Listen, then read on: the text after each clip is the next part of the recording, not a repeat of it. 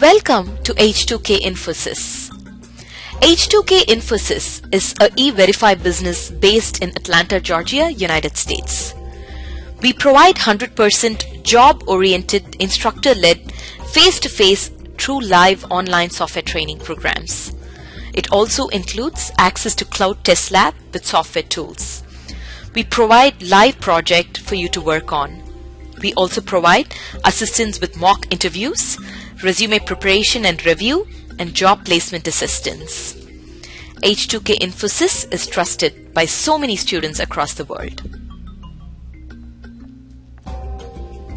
H2K Infosys provides world-class services in IT training with real-time project work for corporates and individuals, special IT training for MS students in the United States, software design, development, QA manual and automation, performance testing and maintenance, IT staff augmentation, job placement assistance, and tech support.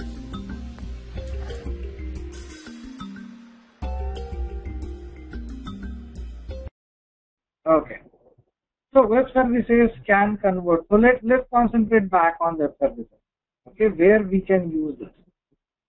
So remember that web services are generally synchronous communication. 99% times we can say that we have email. Okay, again, an email is asynchronous communication. Okay, so let's start discussing on that. You got it. I know everybody got it. Okay, I've got already a lot of examples.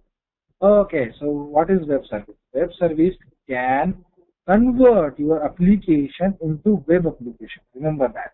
So web service converts your application to web application, which can publish its function or messages to the rest of the world. So whenever you make a web service of something, entire world can use it.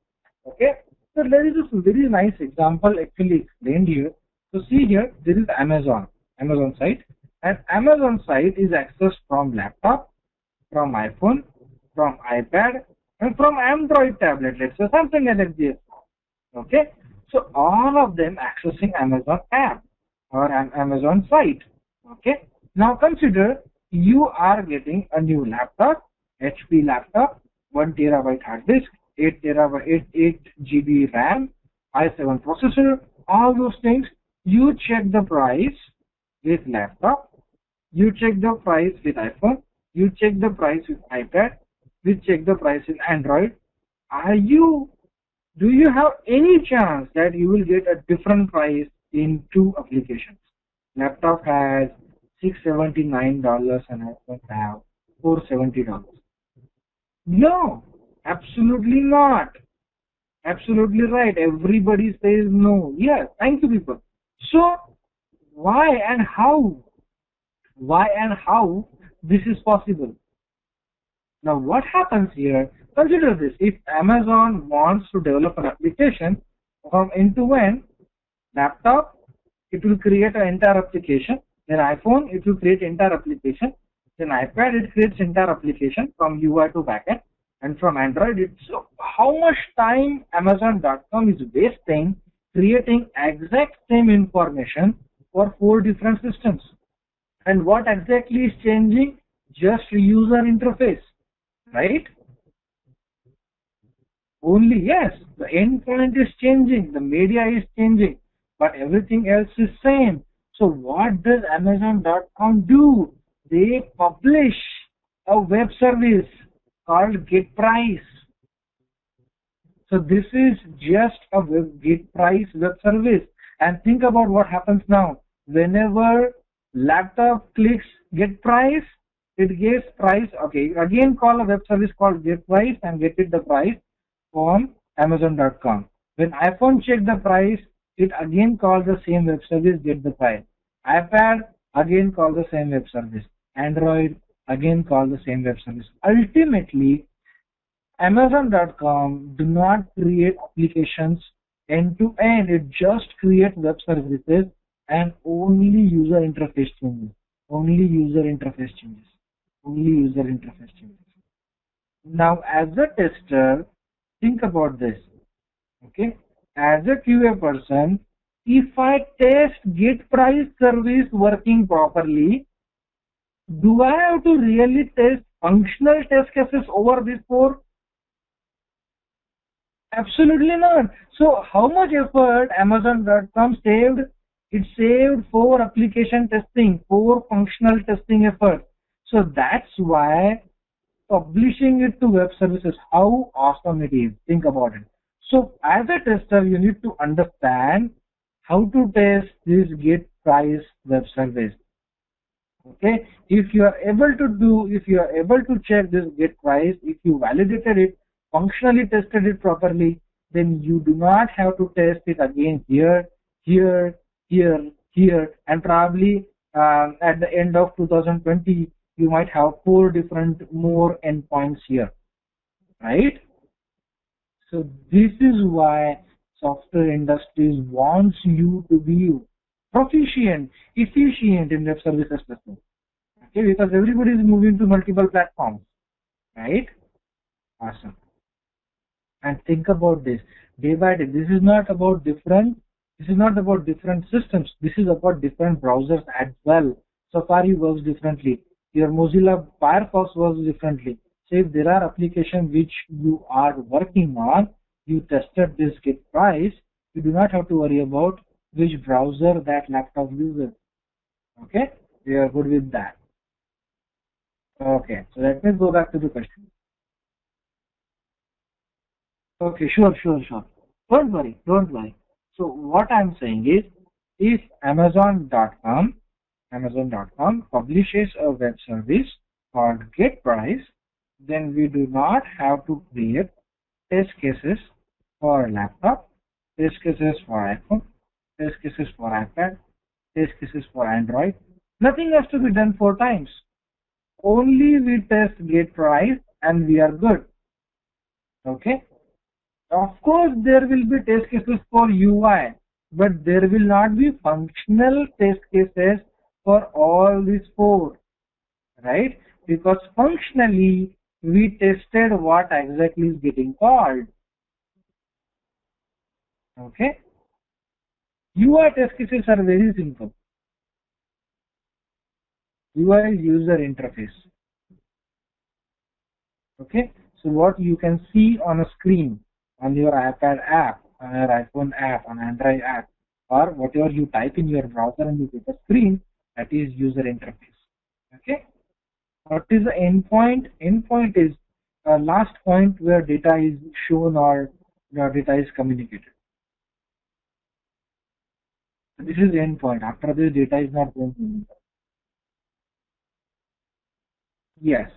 So Amazon.com converts this application to web service and it avoids this multiple testing, multiple developments. Okay, so repetitive development of some task, right? So it avoids that. So get price is web service. As of now, consider get price as okay.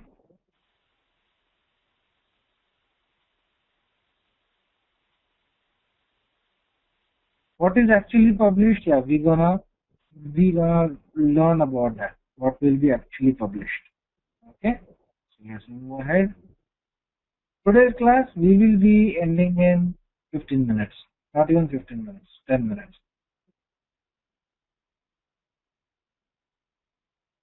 Web services as a tester we write queries only write to validate data.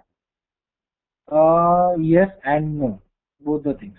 Okay. This is not 2 hours class. We will finish in 10 to 15 minutes. Okay. So we already understood this. We will understand it in a softer manner. I told you the difference between synchronous and asynchronous communication. We just have a slide again in web services manner. Now consider that your browser, this is your browser, and this is Amazon.com server. You are asking that give me deals on all laptops. Now think about it. How many laptops are there? How many deals are going on?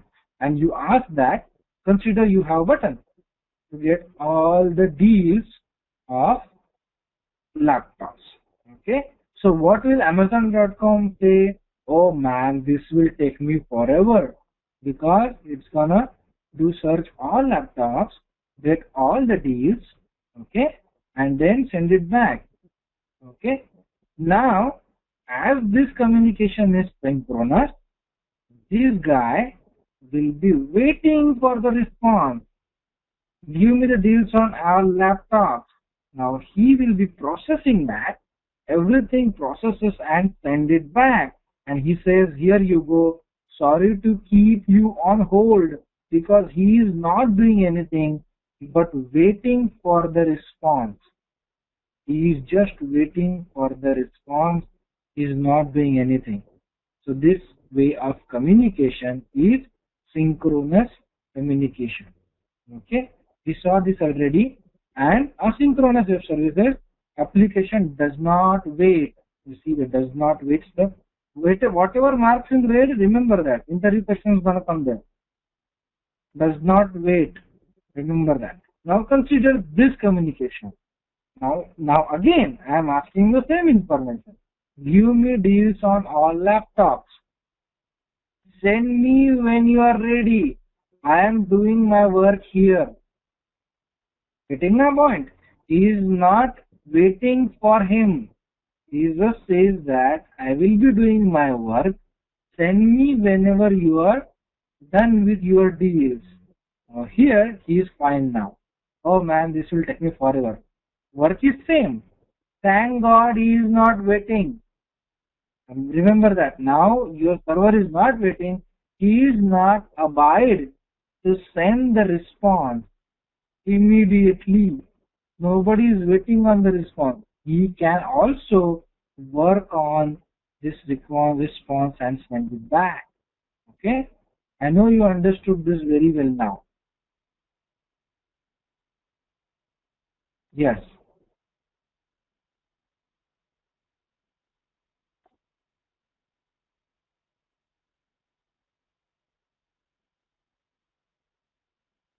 Excellent.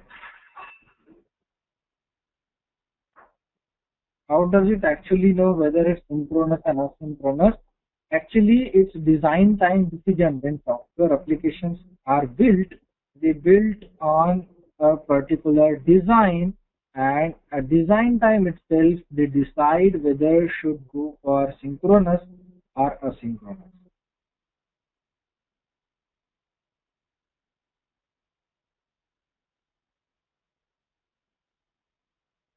Okay, I'll show you previously.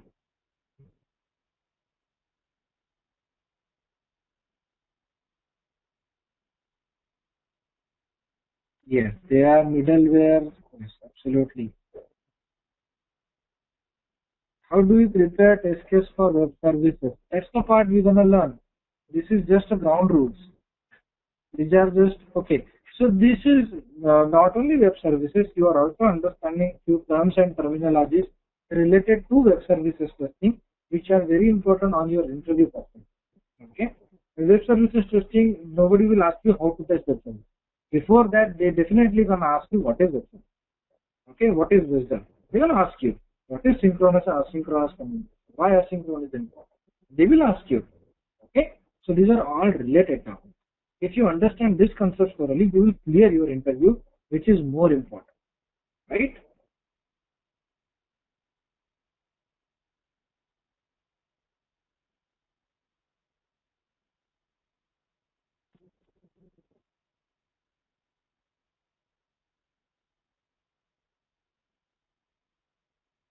Okay, getting it. Excellent. Okay, let's move on. Nice.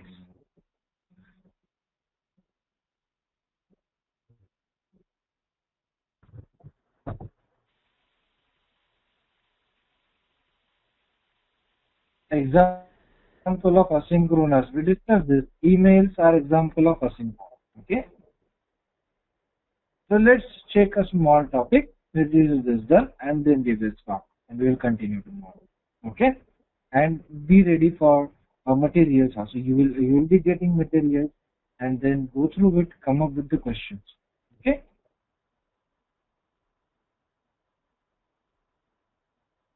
No, don't worry about web services definition. Okay. Don't worry about it as of now because I haven't started that topic. No? Okay. Hello. Yeah. Hello. Yes, sir. Yes. Yeah, actually, I got late. I joined around 4:45, 6. I mean, my time. So I thought this class would be 2 hours. So what is Visdal? Visdal is an advertisement. Okay, Visdal is an advertisement, like an advertisement of a movie, like an advertisement of a sales event. Okay, web services advertise. Web services advertise themselves. Okay, so whenever Amazon.com says that I have get price web service, it will advertise in a certain manner. Okay, and the way of advertising it, the format of advertising, the telling, the publication of that web service is called as digital. So consider this slide. You have an iPhone here, you have a laptop here, okay, and this guy, this is Amazon.com. It says check out my digital. You can call this service from, you can call the service from this, okay, and this digital will have web services published, okay, and iPhone can decide which service it needs to call. iPhone also says, okay, got it, I'm calling get price. Again, laptop also says, hey, nice. Me too, he can also call get price, okay. For him, doesn't matter who is requesting, he will send back the response, UI will take care of it. Okay, so the publication, advertisement of a web service is called as WSDL. Okay, so let's understand the definition of WSDL and then we'll talk. WSDL is web service description language. It is an XML based language for describing web services and how to access it. Okay, so it also defines what is needed to call it. Get price. What is get price? About what? So you are asking what price? Or do you want a recent Nike shoe price? Do you want a laptop price? Are you checking iPad price? What price you are checking? You need to send some information, right? So what information you can send to that web service also published in this wizard. Okay. Again, it will send you a price in dollars. It will send you a price in another currency. If you are in Canada, then Canadian currency. If you are in Australia, then Australian dollar. So it depends on what response is receiving. Your browser is also making some changes. And where this response is noted, web service or WSDL also has this information that what web service returns, what response. Okay, so WSDL publishes what is the web service, what input it needs, what is the output it will give. Okay, all three information is published in WSDL. Okay, WSDL stands for Web Services Description Language. WSDL is written in XML. So WSDL uses XML format. Okay, WSDL is XML document. WSDL is used to describe web services. Okay, WSDL is also used to locate web services. Okay, and WSDL is W3C recommendation. W3C is what? World Wide Web Consortium. Okay, questions? Yes, I can repeat WSDL. WSDL is Web Services Description Language. It's a publication. It's an advertisement of the web services given by a publisher of the web service. Okay. Web services is, okay, again, I'll tell you, it's an advertisement. Okay, don't worry about it, what exactly it is. I'm gonna show you. It's not a last slide of WSDL. We are just stopping here. See here, there are a lot of slides on WSDL which will give you more view inside it. Okay.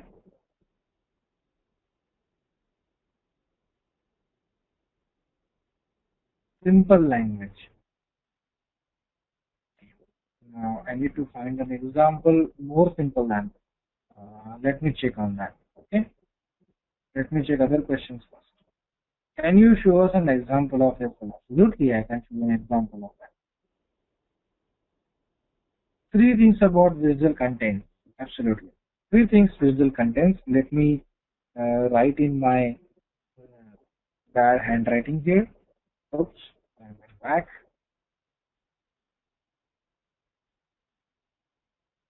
This result contains, first thing is name of web service. Second thing is input, what input it means. Third thing is output, what output it gives. Okay, so these three things are given inside this demo. Okay, W3C recommendations is recommended by World Wide Web. Are we going to work on SOAP UI? Absolutely. That's what our class is. W3C is World Wide Web Consortium, which provides you internet. Yes, we are done. So people who do not have technical questions, feel free to log off. I'm stopping the recording now.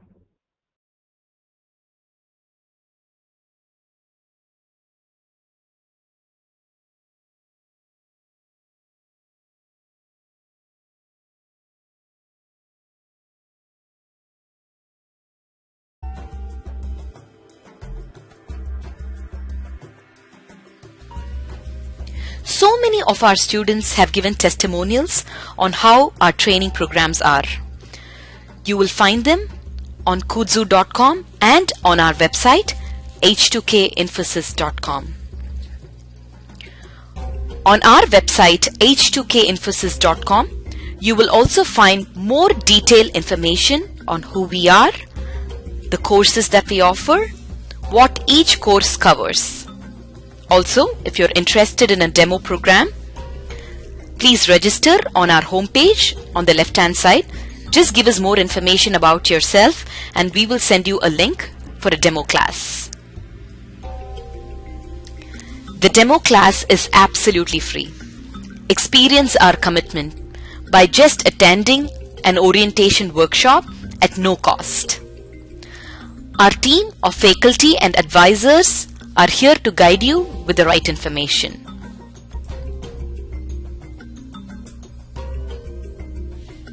If you still have more questions, please feel free to call us.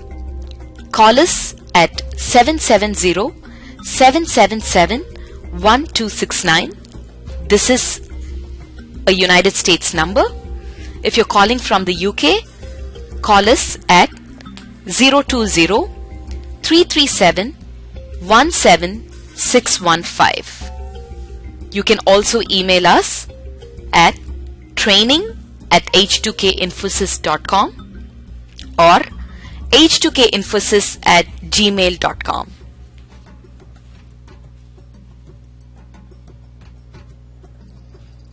Thank you for watching our videos. We wish you a great career in information technology.